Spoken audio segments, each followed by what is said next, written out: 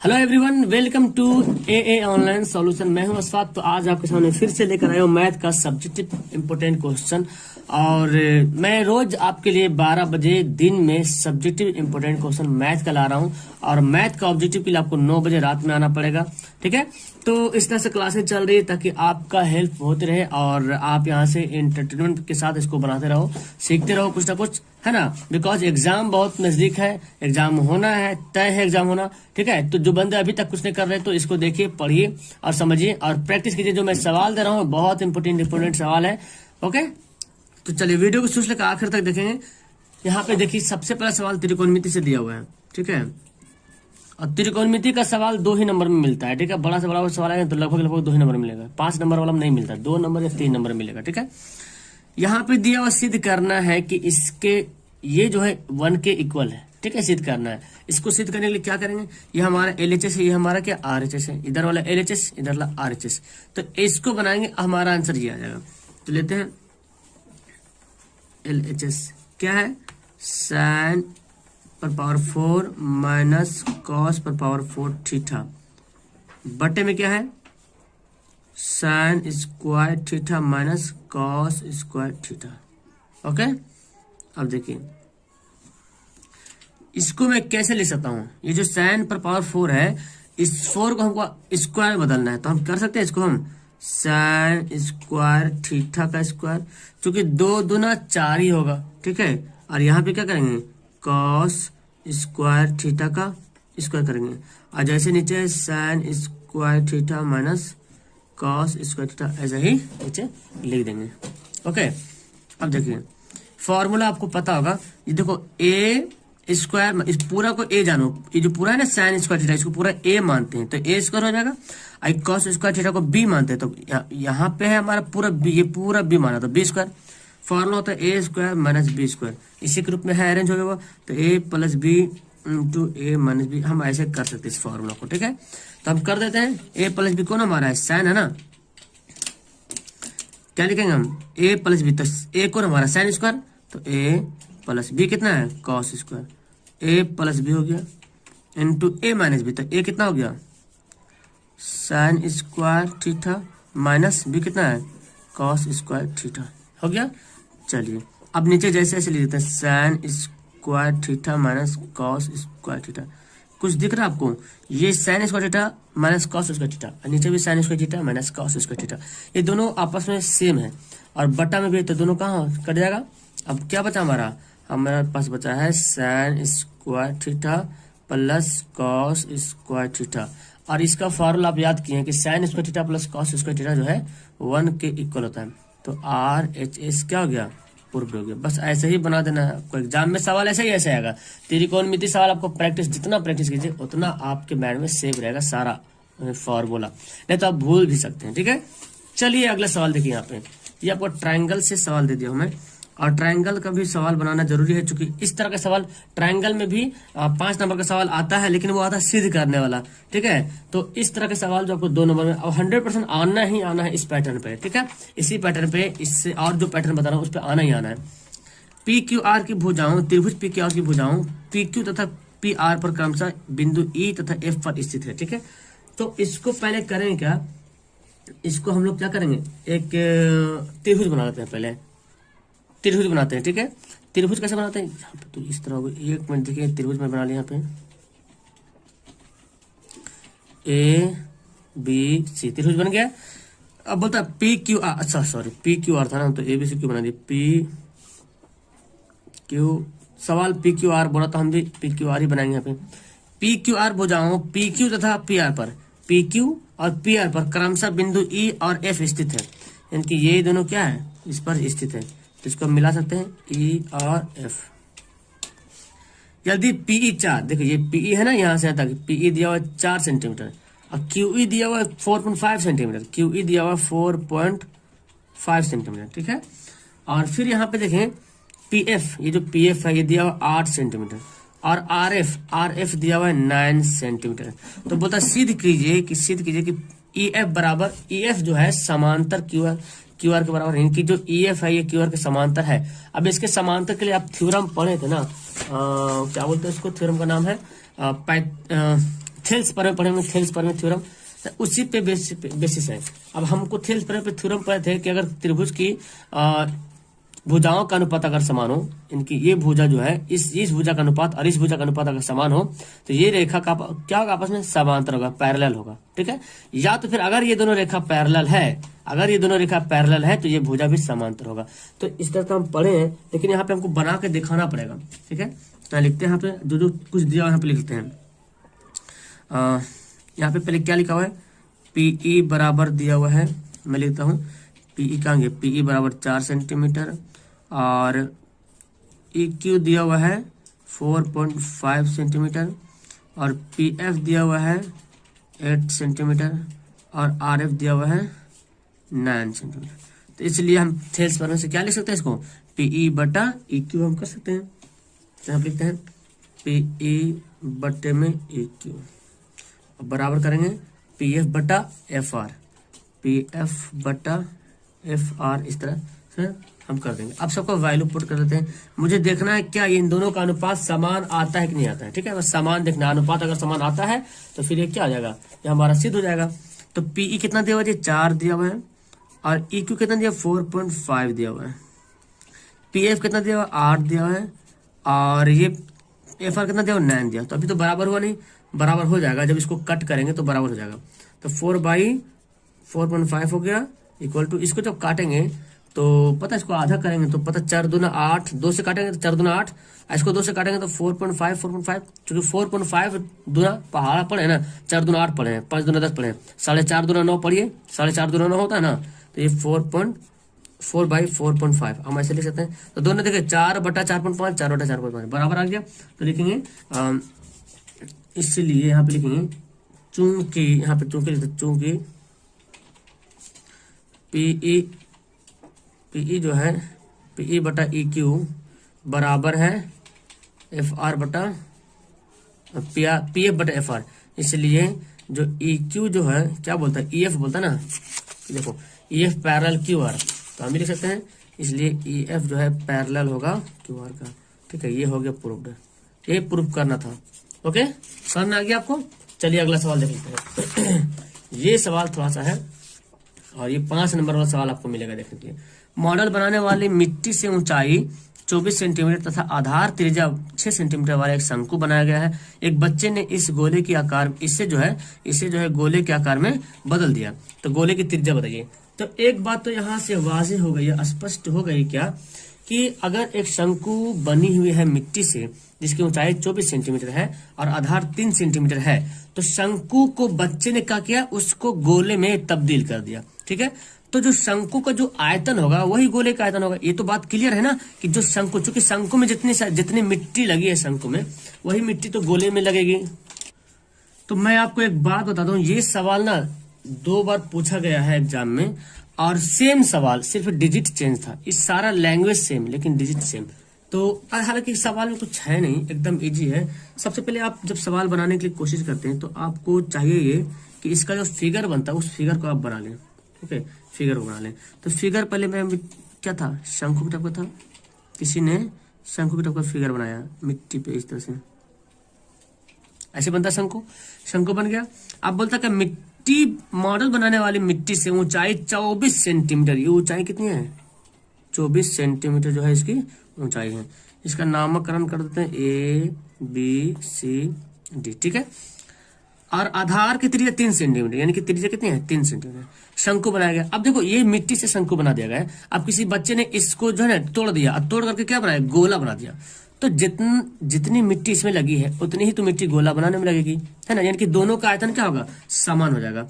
तो हम यहाँ पे लिखते हैं पहले जो दिया हुआ है, यहाँ पे लिखते हैं शंकु की ऊंचाई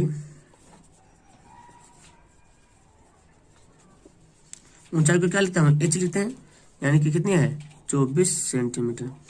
और त्रिज्या बोले तो R कितने हैं, 3 सेंटीमीटर। क्लियर है। तो एक बात तो समझ में आ गया, स्पष्ट हो गया कि इसका आयतन निकालेंगे और शंकु का आयतन गोले का आयतन को बराबर कर देंगे। तो क्यों ना हम दोनों को सेम कर दें, दोनों को बराबर कर लें। अब बोलता है कि गोले की त्रिज्या निकालिए, तो गोले की त्रिज्या निकाल तो लेंगे, लेकिन पहले तो ये इतनी तो बात आपको कंफर्म हो गई है कि दोनों का आयतन समान होगा, ठीक है। तो यहाँ पे निकाल लेते हैं। देखो गोले की त्रिज्या वगैरह नहीं दिया हुआ है, इसलिए यहाँ पे डायरेक्ट लिख देते हैं। इसलिए प्रश्न से आप अलग अलग से बना सकते हैं। गोला का आयतन अलग से निकाल लो, शंकु का आयतन अलग से निकाल लो, गोले का आयतन बराबर कर दो। अच्छा तो एक में कर दो। प्रश्न में यही बोला गया है कि जो गोला शंकु का जो आयतन है वो गोले के आयतन के बराबर है ना। यहाँ लिखते हैं शंकु का आयतन बराबर है गोले का आयतन। ये प्रश्न में बोला गया है, हालांकि पूरा ऐसे स्पष्ट नहीं बोल रहा, लेकिन बातें वही बताई जा रही है। इसमें छुपी हुई वही बात है कि जो शंकु था उसको तोड़ के गोला बना दिया गया। ठीक है, बात वही है। तो इस तरह मतलब पता क्या चल रहा है, जब भी कोई सवाल बोले ना आपसे कि इसको पिघला करके कुछ और बना दिया, शंकु को पिघला के बेलन टाइप को बना दिया, रड बना दिया, तो दोनों का आयतन बराबर कर दिया, क्योंकि वही जितना कुछ है वही पिघलेगा, है ना। घना आपको पिघला के ये बना दिया, इसको तोड़ के ये कर दिया, तो मतलब जो आयतन है आयतन बराबर रहेगा। अब उसी से हमारा आंसर भी आने वाला। शंकु का आयतन फॉर्मूला बोलिए 1/3 पाई आर स्क्वायर एच होता है, और गोले का आयतन कितना 4/3 पाई आर स्क्वायर एच। गोला का हमको कुछ भी नहीं पता है, ठीक है। अच्छा, गोला का जो आयतन होगा, इतनी बात तो आपको पता, एक minute sorry, 4/3 pi r cube होता है। गोला का आयतन 4/3 पाई आर क्यू होता है। गोला में तो ऊंचाई होगा नहीं, 4/3 पाई आर क्यू, ठीक है। तो आप यहाँ पे देखिए, ये शंकु का तो ऊंचाई पता है, त्रिज्या पता है, लेकिन इसकी नहीं पता है। तो ये देखो 3 तो पहले कर सकते हैं वैसे ही, और पाई भी कर सकते हैं, ठीक है। अब यहाँ पे क्या बचा, आर स्क्वायर कितना है, गोले शंकु की त्रिज्या आर कितना है 3 का स्क्वायर, और एच कितना है 24 है, 24 यहाँ पे लिख देंगे। और यहाँ पे क्या बचा 4 और आर क्यू। अब देखिए जी 3 का स्क्वायर है ना, तो 3 का स्क्वायर रहने देते हैं सही, और 24 है आर क्यू। तो कुछ तो मैंने किया नहीं, काट देना, 4 से कटेगा, 4 से कटेगा 4 छक 24, है ना, कट जाएगा। तो अब देखो यहाँ पे पता क्या चल रहा, हम यहाँ पे क्या करेंगे, आर क्यू बराबर क्या हो गया 3 का हो गया, 3 का स्क्वायर और 6 हो गया। अभी नहीं करेंगे, अगला लाइन में करते हैं। आर एक क्यूब को उधर भेजते हैं, ठीक है। तो 3 का स्क्वायर और 6 का ओवर रूट बन जाएगा ये, और एक क्यूब घनमूल बन जाएगा, ठीक है। 3 को मैं कैसे लिख सकता हूँ, इस 3 को, 3 कितना बार है, 3 जो है ये 2 बार है, 3 × 3, और 6 को तोड़ेंगे तो 3 दूना 6 टूटेगा, है ना जी। 3 तोड़ेंगे तो 3 × 3 टूटेगा 2 बार में, क्योंकि पावर तो अच्छे 6 दूना 3 दूना 6, ये 3 पावर है। घनमूल में होता है क्या कि अंदर से 3 जोड़ा मिलकर बाहर निकलेगा, ठीक है। तो ये तो जोड़ा निकल गया बाहर, है ना, ये तो जोड़ा मिल रहा, तो हम इसको क्या करेंगे, इसको जो हम बाहर निकाल लेंगे। ओके, तो देखिए 3 यहाँ पे बोला जा रहा, तो 3 तो 3 निकल जाएगा बाहर, और रूट बचेगा 2। इसलिए गोले की त्रिज्या यानी कि आर बराबर 3√2 सेंटीमीटर हो गया। यही इसका आंसर है। क्लियर है, समझ में आ रहा। तो घनमूल में क्या होता है 3 जोड़ा होता है, और वर्ग में 2 जोड़ा निकालते हैं। समझ में आ गया सवाल। चलो तो सवाल नंबर 4 पढ़ते हैं। अब देखिए सवाल नंबर 4 यहाँ पे बोला क्या जा रहा, बहुत अच्छा सवाल है, और निर्देशांक ज्यामिति में सवाल आने के बहुत चांस रहता है। के का मान निकालना है, तीनों बिंदु दिया हुआ है, ठीक है। और एक बहुत बड़ी कंडीशन यहाँ पे दिया कि संरेखी, क्या है, संरेखी है। तो हम संरेखी जैसे ही बोल दिया ना कि संरेखी है, मतलब ये हो गया कि त्रिभुज का क्षेत्रफल जो है क्या होगा 0 के बराबर होगा। तो हम यहाँ पे ले लेते हैं, माना कि 4 6 = x1 y1, ठीक है। 8 के क्या मानते हैं x2 और y2, और 12 - 6 को मानते हैं x3 y3। तो यहाँ पे कंडीशन दिया ना, चूंकि यह संरेखी है। अब जैसे संरेखी बोलेगा, इसलिए त्रिभुज का क्षेत्रफल बराबर क्या होगा 0 होगा। त्रिभुज का क्षेत्रफल इन तीनों बिंदुओं से जो त्रिभुज बनेगा, इसका क्षेत्रफल क्या होगा 0 के बराबर। क्यों, क्योंकि त्रिभुज क्या संरेखी, जैसे ही बोल देगा ना के का वैल्यू निकालने के, तो ये कंडीशन जरूर दिया जाएगा संरेखी, तो इसका क्षेत्रफल 0 कर दीजिएगा। अब यहाँ पे त्रिभुज का क्षेत्रफल का फॉर्मूला को बैठाना पड़ेगा। त्रिभुज का क्षेत्रफल का फॉर्मूला वही होता है ना, निर्देशांक ज्यामिति का सवाल है।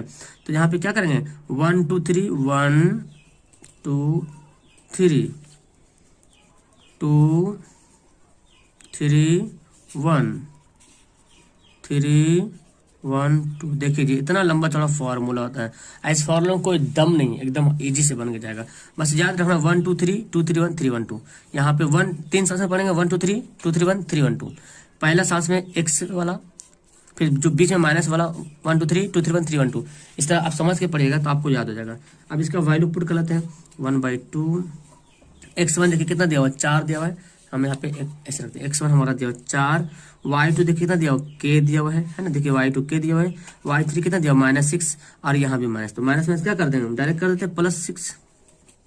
चलिए x2 कितना दिया है, x2 दिया है 8 तो +8 लिख देंगे, y3 कितना दिया -6 है ना तो -6 लिख देंगे, और y1 दिया 6 तो -6, ये तो ये माइनस हो जाएगा -6 प्लस x3 कितना दिया हुआ है, देखिए 12 दिया हुआ है, x1 कितना y1 कितना दिया हुआ है 6 दिया हुआ है, और y2 कितना दिया हुआ k दिया हुआ है, ये इसके कितना बराबर होगा 0 के बराबर हो जाएगा। चलिए जगह भी यहाँ पे कम बच रहा है, 1/2 कर लेते हैं और क्या करेंगे इसको जो गुना कर सकते हैं इसको है ना, इसको गुना कर लेते हैं जी, तो 4k प्लस 6 चौक 24 हो जाएगा। देखिए जिसको हम शॉर्ट में करते हैं 6 जोड़ेंगे क्या बचेगा 12 बचेगा, -12, अब 12 8 कितना होगा 96, तो ये तो -12 बचेगा ना, इसको जोड़ेंगे तो -12, अब प्लस माइनस माइनस 12 8 96, ठीक है। और ये देखो इसको तो गुना करना पड़ेगा, कोई रास्ता नहीं है, 12 छक 72 माइनस 12 के क्या होगा 0, देखिए जगह इसलिए कम बच रहा है यहाँ पे। चलिए हम इसको यहीं पे बना लेते हैं, कोई दिक्कत नहीं। अब ये जो 2 है ना, इसको 2 को उधर भेज दो, चाहे जैसे करो कोई दिक्कत नहीं, 2 को उधर भेज दो या थोड़ा करो। देखो यहाँ पे क्या बचेगा 12 के में से 4 के घटा, इस 2 को उधर भेज देते ठीक है, भाग उधर भेजेंगे क्या बताएंगे गुना बनेगा, ये जो 2 भाग में उधर जाकर गुना हो जाएगा तो कोई फायदा नहीं इसका। अच्छा 12 के में से 4 के घटेगा तो -8 के बचेगा, ठीक है। और ये देखिए 72 यहाँ पे दिखा है, और कौन सा देखिए यहाँ 72 24 कितना होगा 96 होगा, देखिए 4 2 6 तो 96 और ये -96 बराबर 1/2 को 2 को उधर भेज दिए तो 2 भाग जाकर गुना बनेगा, और कोई भी चीज 0 से गुना होता क्या होता है 0, और ये दोनों हो गए खलास। तो यहाँ पे -8 के बराबर बचा 0, देखिए मैं इधर बना दूं दिख रहा आपको, ठीक है। तो यहाँ पे आपका 8 के बराबर क्या बचेगा 0/-8। अब आप एक बात रखें, कोई भी संख्या को 0 कोई भी संख्या 0 से अगर कोई भी संख्या को 0 से अगर कोई संख्या भाग होता है, ठीक है, तो इसका आंसर क्या होगा 0, यानी कि ऊपर 0 आना चाहिए, नीचे 0 रहेगा तो काम नहीं बनेगा। अगर माने कि 2/0 दे दिया तो इसका आंसर इनफिनाइट होगा, ये कभी हो नहीं सकता, ठीक है। लेकिन 0/2 रहेगा तो इसका आंसर 0 होगा, पढ़े है ना त्रिकोणमिति में, तो ये इसका आंसर क्या हो गया 0, के का वैल्यू क्या हो गया 0 हो गया, ठीक है। चलो सवाल देखते हैं, ये देखो हाइट एंड डिस्टेंस का सवाल है, बोलता कि 1.4 मीटर लंबा एक प्रेक्षक एक चिमनी से 72.5 मीटर की दूरी पर है, इसका सबसे बड़ा कंडीशन है उसको आंखों से चिमनी के शिखर का उन्नयन को दिख रहा। तो इसको बनाने का सिंपल फंडा ये है ना जी कि आप इसका फिगर बनाएंगे, आपका आधा सॉल्यूशन क्लियर हो जाएगा। आप फिगर कैसे बनाएंगे, 1.4 मीटर लंबा, तो पहले प्रेक्षक है, प्रेक्षक कोई बंदा है ना, कोई बंदा यहाँ पे खड़ा है, तो मैं यहाँ पे कर लेता हूँ, कोई बंदा यहाँ पे खड़ा है 1.4 मीटर लंबा, ठीक है। और चिमनी से 27 मीटर दूर है, चिमनी से 27 मीटर क्या है दूर है, यानी कि ये है 27.5 मीटर दूर है चिमनी से, उसकी आंखों से चिमनी के शिखर का उन्नयन कोण, तो चिमनी होगा लंबा, चिमनी तो बनाएंगे पहले, ठीक है। आंख कहाँ पे बंदा का, बंदा की आंख यहाँ पे है, प्रेक्षक यहाँ पे है, तो इस तो आंख पे बनेगा उन्नयन कोण, थोड़ा टेढ़ा बनेगा ना, यहाँ पे बनेगा उन्नयन कोण। तो हम इसको हम क्या कर सकते हैं, ऐसे कर सकते हैं, क्योंकि हम कोण तो यहाँ पे बन रहा 45 डिग्री का कोण बन रहा, इसका नाम करते हैं ABCD, कुछ भी नाम कर लो कोई दिक्कत नहीं। तो एक बात तो क्लियर हो गई कि जितना ये EC है उतना क्या है BD है, जितना DE है उतना क्या है BC है, ठीक है। तो यहाँ पे लिखते हैं माना कि सवाल क्या होगा, चिमनी को चाहिए, चिमनी को चाहिए, देखो यहां से यहां तक है ना, माना कि AD चिमनी की ऊंचाई है, ठीक है। और यहाँ पे लिखते हैं प्रेक्षक की ऊंचाई EC बराबर 1.4 मीटर, ये आपको लिखना पड़ेगा एग्जाम में। फिर चिमनी तथा प्रेक्षक की दूरी कितना है, यानी कि DE, और जितना DE है उतना ही जो है BC के बराबर है 27.5 मीटर, हो गया। और यहाँ पे हम ये भी दिखा देंगे तथा तथा क्या है यहाँ पे देखिए बी डी जो है वो सी के बराबर यानी कि 1.5 मीटर, इतना आपको लिखना पड़ेगा। अब हम जान रहे हैं, देखो ये तो पता चल गया, ये जितना ये है उतना ही ये है, हमको सिर्फ ये निकालना है। क्योंकि ये वाला भाग पता चल गया कि बी डी जो है वो इसी के बराबर है, ठीक है, तो ये निकालते हैं। तो इसलिए समकोण त्रिभुज ए सी बी में क्या करेंगे, tan 45 डिग्री बराबर, tan 45 डिग्री बराबर क्या लिखेंगे, लंब बटा आधार, लंब कोण हमारा ए बी है, आधार कितना है बी सी है। tan 45 का वैल्यू कितना 1 होता है, और ए बी का वैल्यू तो पता ही नहीं है, ए बी का वैल्यू, बी सी का वैल्यू पता है 27.5, ठीक है। तो ए बी का वैल्यू क्या आ जाएगा, क्रॉस गुना करेंगे तो 27.5, तो ए बी का वैल्यू कितना आ गया 27.5 आ गया। इसलिए चिमनी की ऊंचाई बराबर, ऊंचाई बोले तो ए डी बराबर, तो ए डी बराबर कैसे निकालेंगे, A B plus B D कर देंगे, है ना। ये ए बी यहाँ से तक ऊंचाई निकालना, तो ए बी में बी डी क्या करेंगे, जोड़ देंगे। ए बी का वैल्यू निकल गया था देखो 27.5, तो 27.5, अब बी डी का वैल्यू निकला 1.4, तो जोड़ दीजिए, 5 4 9 7 1 8, देखिए ये मीटर, ये क्या हो गया, चिमनी की ऊंचाई होगी। ओके, तो ये चिमनी की ऊंचाई निकल गई, क्लियर है। और ये मेरे ख्याल से 5 नंबर सवाल में आएगा। देखो हाइट एंड डिस्टेंस 5 नंबर में कंफर्म है कि हाइट एंड डिस्टेंस 5 नंबर में आएगा, और 2 नंबर में भी आता है, 1 नंबर में आता है, ठीक है। तो 5 नंबर में आएगा, तो आप इस तरह से बहुत ही इजी से आप तरीके से आप बना सकते हो, ठीक है। इस तरह से मैं डेली आपका हाइट एंड डिस्टेंस का सवाल लाता रहूंगा। एक सवाल और है, इसको हल कर लेते हैं, फिर वीडियो को करेंगे लास्ट। और आपको कौन कौन लेसन से सवाल चाहिए मुझे कमेंट करेंगे, ताकि मैं उस लेसन को सवाल लाने की कोशिश करूंगा। देखो इसको हल करने के लिए, और आपको पता क्या करना है, वीडियो को पहले पॉज करना है, आप खुद से बनाना है, तब आपको हल करने की कोशिश करना है। चलिए तो इसको हल करते, करना क्या है, जब भी सवाल आए तो आप इसको किसी भी मेथड से हल करते हैं। मैं आपको बताया था 5 विधि से इसको हल करना पड़ता है, ठीक है। तो सबसे इजी विधि जो आपका है यहाँ पे क्या बोलते हैं, लुप्तीकरण या विलोपन विधि, है ना, तो उसी से बनाते हैं, बेहतर होगा। तो देखो यहाँ पे 3y प्लस में 4y माइनस में, तो क्या कंडीशन लगा दें जो ये दोनों बराबर हो जाए। तो हम यहाँ पे क्या करेंगे, हमारा समीकरण यहाँ पे पहले तो उतारना पड़ेगा आपको, पहले उतारते हैं 4x प्लस 3y बराबर 14 दिया हुआ समीकरण फर्स्ट है, और 3x माइनस 4y बराबर 23 समीकरण सेकंड। अब क्या करेंगे, तो हम इसमें करेंगे क्या कि इसमें जो है ना, इसमें 4 से मल्टीप्लाई कर देंगे, और इसमें 3 से मल्टीप्लाई करेंगे, तो 4 × 12 3 9 हो जाएगा, 3 × 4 12, ठीक है। अब देखिए तो क्या बन जाएगा, देखो गुना करो, अब इसको गुना कर देख सकते हैं, तो कितना हो जाएगा, 4 चौक 16y(x) हो जाएगा, प्लस 4 सबसे गुना होगा, 4 × 12y, और 14 चौक कितना होता है, 14 चौक 56 होता है, ठीक है। अब यहाँ भी करते 3 से, तो 3 × 9x हो जाएगा, माइनस 4 × 12y, 23 × 69 होता है ना। अब इसको क्या करेंगे, घटा देंगे, जोड़ देंगे, घटाने को तो जोड़ देंगे, घटाना नहीं, घटाएंगे तो निशान चेंज करेंगे, जब भी घटाना होगा तो निशान चेंज करेंगे। अब मान लीजिए अगर दोनों प्लस में रहता, मे भी समझिए कि अगर 12y 12 दोनों प्लस में होता, तो हम इसको जोड़ते नहीं, घटाते, तो घटाने के बाद क्या करते हैं, निशान चेंज होता है, प्लस को माइनस बनाते हैं, माइनस को प्लस बनाते हैं। लेकिन यहाँ पे ऑलरेडी आ गया है, तो ये दोनों क्या कट जाएगा। अब यहाँ पे क्या बचा, 16x प्लस 9/x, ये दोनों जोड़ते हैं, 9 6 15 5 बाकी 1 6 5 11 12 125 आ गया। अब देखो इसको क्या करेंगे, भिन्न का जोड़ दिख रहा है आपको, तो भिन्न का जोड़ आप आराम से कर लीजिए दोनों को, है ना, भिन्न का जोड़ कर लेते हैं। चलिए तो भिन्न का जोड़ करते हैं, एलसीएम ले लेंगे x, तो 16 + 9 और बचेगा 125। इसके नीचे 1 छुपा हुआ, पता है आपको, x में 1 छुपा रहता है। तो देखिए कितना हो जाएगा, 25/x हो गया, और ये 125, क्रॉस गुना कर दें, मल्टीप्लाई करें, क्रॉस जब भी रहता क्रॉस, तो 125 x से बराबर क्या होगा 25, तो x से बराबर क्या होगा, देखो x से बराबर क्या हो जाएगा 25 बटे ये 125 आ जाएगा भाग में, तो 25 × 5 = 125, यानी कि 1/5 आ गया ना। कोई दिक्कत है इसमें, इसमें कोई दिक्कत लगा, इतना भिन्न का जोड़ तो आप शुरू में 4 5 में बनाए होंगे भिन्न का जोड़, बस जो भी दिमाग लगाना है यहाँ पे दिमाग लगाना, बाकी सारा कहानी एकदम पिछला कहानी है। अब बंदा को ये भी नहीं आए तो फिर क्या करें हम, इतनी मेहनत कर रहा हूँ। ये 5 होगा, सॉरी x नहीं 5 होगा, 1/5, तो x का वैल्यू तो आ गया 1/5। अब हमको y का वैल्यू निकालना है, तो y का वैल्यू किसी एक में रख दो, समीकरण फर्स्ट में रख दो, सेकंड में रख दो। तो देखो x का वैल्यू हम किस में रख दे जो कट जाए हमारा, तो किसी में रख सकते हैं, कोई दिक्कत नहीं। तो हम चलो फर्स्ट में रख देते हैं, है ना, कोई दिक्कत नहीं, समीकरण फर्स्ट में रखते हैं, लिखते हैं x का ये 5 नंबर वाला सवाल है।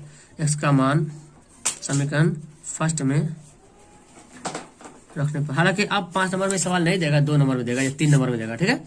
तो अब देखो समीकरण फर्स्ट क्या है, 4/x प्लस 3y बराबर 14,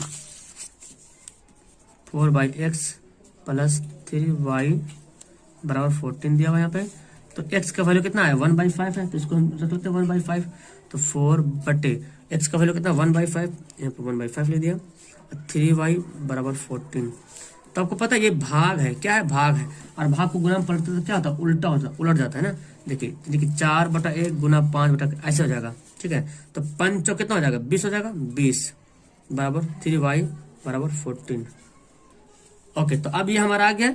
ये कैसे आया पता चल गया ना, ये 4, ये मेन बड़ा बटन है, 4 के नीचे तो एक छुपा हुआ रहेगा ही, ये 1/5 है। तो 4 को के उल्टा के गुना में पड़ता तो 5 ऊपर 1 नीचे, तो 5 चौक 20 हो गया, 20/1 तो 1 लिखने की जरूरत ही नहीं पड़ता है।